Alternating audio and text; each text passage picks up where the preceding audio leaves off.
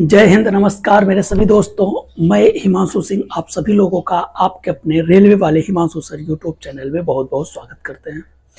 Railway की vacancy आ गई है और इस वैकेंसी में अगर हम बात करें तो अभी ग्रेजुएट लेवल का जो फॉर्म फिलिंग है वो स्टार्ट हो गया है। कई सारे बच्चों का हमारे पास मैसेज भी आया, पर्सनल भी मैसेज आया, टेलीग्राम पर भी मैसेज आया, व्हाट्सएप और कॉल भी बहुत सारे बच्चों का आया जो पुराने बच्चे हमसे जुड़े हुए हैं।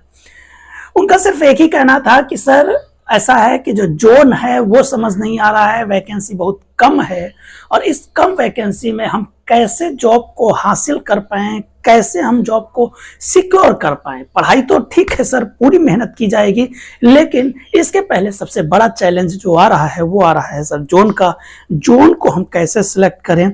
बहुत सारे लोग अनेकों प्रकार से जो है अपना अपना लॉजिक दे रहे हैं जिससे हम बहुत कंफ्यूज हैं और सर हमारे समझ में नहीं आ रहा है कि हम आखिर किस जोन से हम चीज़ों को भरें या किस जोन से हम जो है ज़्यादा मेरे लिए प्रॉफिटेबल होगा, ज़्यादा चांसेस होंगे सिलेक्शन के। तो सबसे पहले एक चीज़ क्लियर मैं कर दूं कि देखिए, जोन का एक लॉजिक तो लगाना ही है, वो तो मैं बताऊंगा ही कि किस जोन में आप भरिए और कैसे हमने फिल किया था फॉर्म। जब हमने वैकेंसी में को देखा, बहुत ज़्यादा वैकेंसी थी, मतलब उतनी नहीं थी लेकिन फिर भी इसकी मात्रा में वहाँ पर ज़्यादा वैकेंसी थी और तब हमने बहुत सही तरीके का माइंडसेट जो है यूज़ किया और जहाँ तक मेरा मानना था वो मेरा जो लॉजिक था वो बिल्कुल सही था। उसी लॉजिक को हम देखते हुए आज हम आपको बताएंगे। हमारे पास सभी जोन का मैं लिखा हुआ हूँ, लैपटॉप में भी हमारे सामने ओपन हुआ है। हम एक एक चीज़ों को एनालिसिस करने में 2-3-4 दिन से हम यही चीज़ कर रहे थे। पुरानी कट ऑफ को चेक किया, प्री की कट ऑफ चेक किया, मेंस की कट ऑफ चेक किया, कितने बच्चे सिलेक्ट हो गए हैं, पिछले रिकॉर्ड के अपेक्षा क्या क्या हो रहा है, ये सभी चीज़ों पर हम बात करेंगे एक एक करके।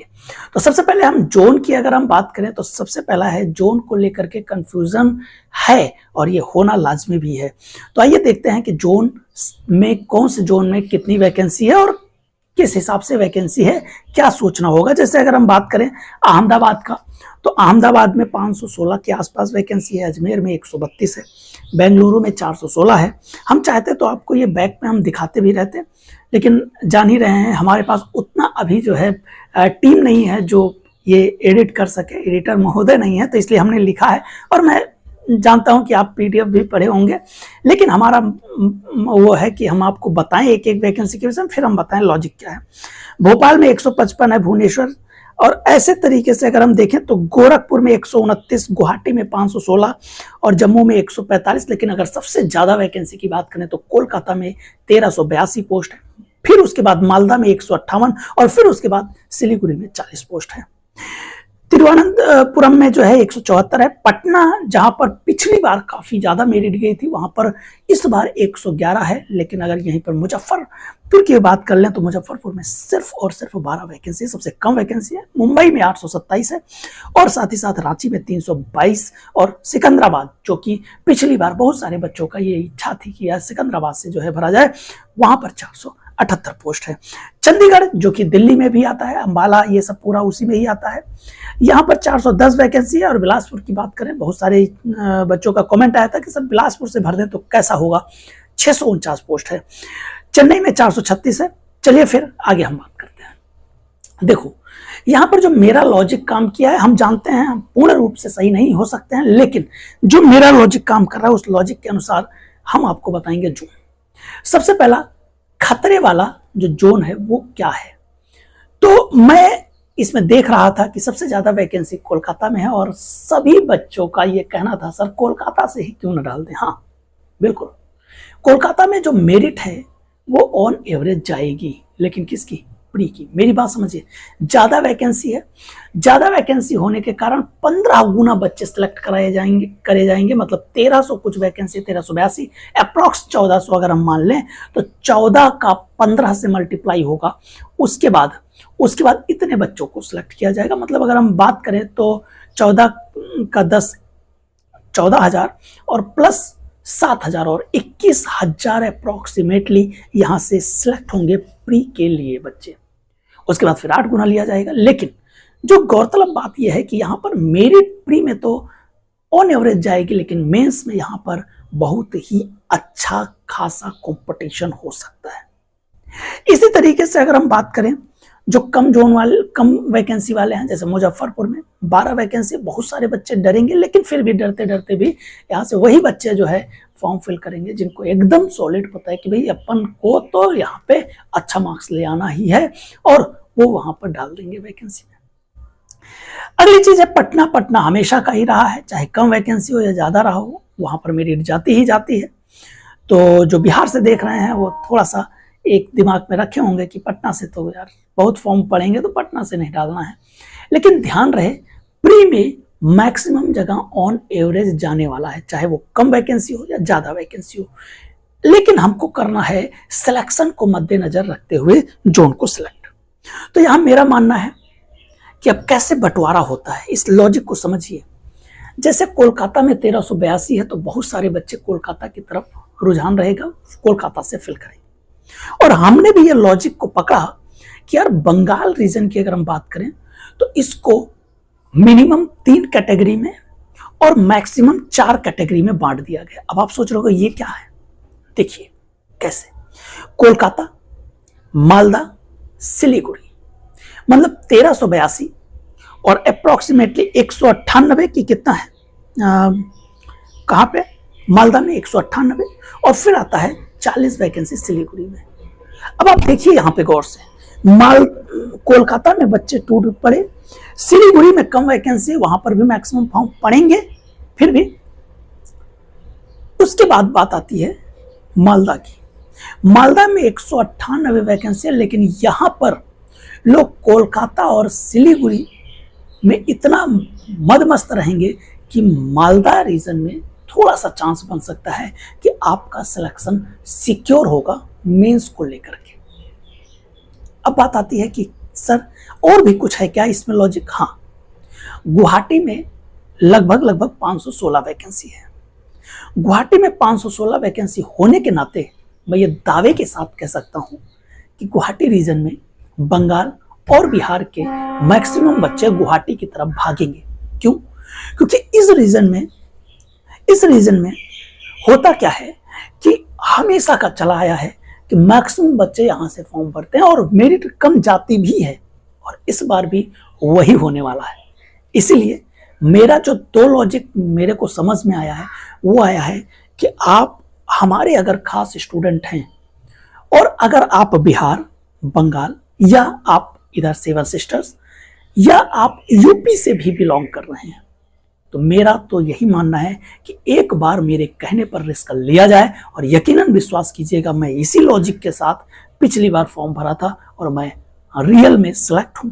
आज मैं सीनियर सीसीटीसी के पोस्ट पे हूं, अच्छा खासा बढ़िया से सिलेक्शन हो गया, और बहुत ज्यादा मार्क्स नहीं लाने पर, ये भी ध्यान दीजिए, बहुत ज्यादा मार्क्स लाने पर नहीं, बहुत कम मार्क्स में ही सिलेक्शन हो गया। वो अलग बात, मेरा अच्छा मार्क्स था अलग बात, बट जो बाकी साथी संगति थे उनमें बहुत सारा जो लो मेरिट गई थी वो यहाँ पर भी गई थी, ये देखने को मिला था। और मैंने यही लॉजिक लगाया था उस समय भी, और बंगाल में हमेशा ये लॉजिक लगता है। तो यदि आप इसके आसपास के हैं, ट्रांसफर बहुत अच्छे से हो जाता है, बहुत जल्दी हो जाता है, इसलिए आप ट्रांसफर की चिंता ज़्यादा मत कीजिएगा, पहले तो आप सिलेक्शन लीजिएगा।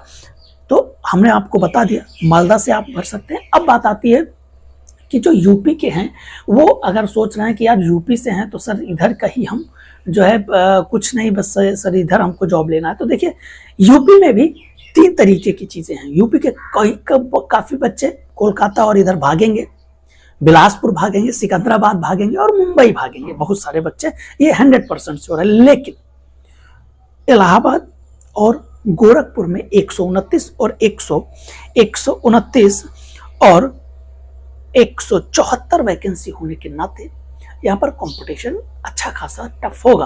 प्री में उतना नहीं, लेकिन मेंस में यहाँ पर लड़ाई जोरों शोरों से होंगी। इसीलिए आप यूपी के अगर हैं तो आप बगल स्टेट का भी देख सकते हैं। बंगाल में जैसा मैंने बोला है आप जा सकते हैं। अब ये मत बोलिए सर यहाँ 174 तो 198 में कैसे होगा। लॉजिक मैंने आपको बता दिया क्यों आपका सिलेक्शन मालदा रीजन में हो सकता है।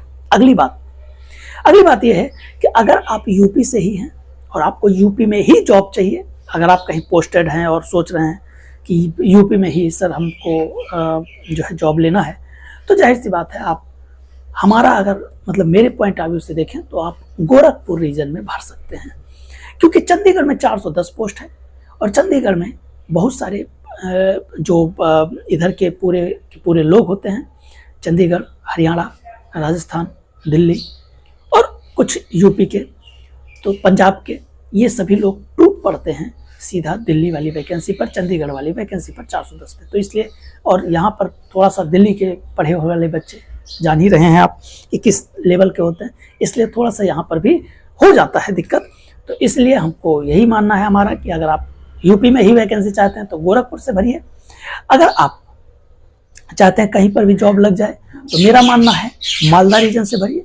अब बात आती है कि क्या सर और इसके अलावा आपने कुछ बताया नहीं सर? हाँ, मैं बताता हूँ। इसके अलावा अगर आप भरना चाहते हैं तो एक बिलासपुर करके है, बिलासपुर में आप भर सकते हैं। अब आप सोच रहे हो सर बिलासपुर क्यों जाएं? उसके पीछे भी लॉजिक है। बिलासपुर, रांची और सिकंदराबाद, बिलासपुर, रांची और सिकंदराबाद, यहाँ पर मेरिट कम जाने का भरपूर चांस है। आप चाहें, क्यों? इसके पीछे भी यही लॉजिक है कि पटना वाले जो बिहार वाले बच्चे हैं वो झारखंड मतलब रांची में कूदेंगे, सिकंदराबाद में कूदेंगे और बिलासपुर को टारगेट बनाएंगे। अब इनमें से बहुत सारे बच्चों का ये भी कहना है तो सर जो मुंबई में है वहां तो फॉर्म ही नहीं पड़ेगा इस लॉजिक के हिसाब से। भाई मेरे, मुंबई में ही यूपी के बच्चे, एमपी के बच्चे, ये सब लोग बैठे नहीं रहेंगे, ये सब लोग वहां पर भरेंगे। तो अगर हमसे पूछा जाएगा कि सर ऐसे 4 जगह बताइए जोन जहां से हम भर सकते हैं, तो सबसे पहला मेरा यही है मालदा। दूसरा मेरा है आप भर सकते हैं मालदा के अलावा आप सिकंदराबाद और बिलासपुर से मेरा ज़्यादा है, पहले मालदा फिर बिलासपुर और मुंबई, उसके बाद सिकंदराबाद। फिर से मैं बता दूं, आप सबसे पहले मालदा, दूसरा लॉजिक भी मैंने बताया है, अगर मालदा नहीं तो गुवाहाटी से भर सकते हैं, दूसरा बिलासपुर, सिकंदराबाद और मुंबई। ये मेरे हिसाब से सही है, लेकिन हमने बता भी दिया है किस हिसाब से आप भर सकते हैं, कहाँ पे किस हिसाब से आप कोशिश करेंगे तो आपका सिलेक्शन हो जाएगा। ये भी मैंने पूरा का पूरा लॉजिक आपको बेहतर ढंग से समझाने का प्रयास किया है और शायद मेरे हिसाब से समझ पाए होंगे। तो चलिए, आज की सेवा मैं यहीं पर समाप्त करूंगा, क्योंकि मैंने जोन के लिए यही स्पेशल वीडियो बनाया है। आगे का वीडियो आपको मिलेगा और वह अगला जो वीडियो होगा वो हम बनाने वाले हैं कि आप फॉर्म फिल करने के समय किन किन बातों का विशेष ध्यान रखें। Thank you for watching this, enjoy करिए, मस्त रहिए, लेकिन सब्सक्राइब करना बिल्कुल ना भूलिएगा, क्योंकि सब्सक्राइब करेंगे तभी हमारी टीम बढ़ेगी और हमको और एनर्जी मिलेगी। Thank you.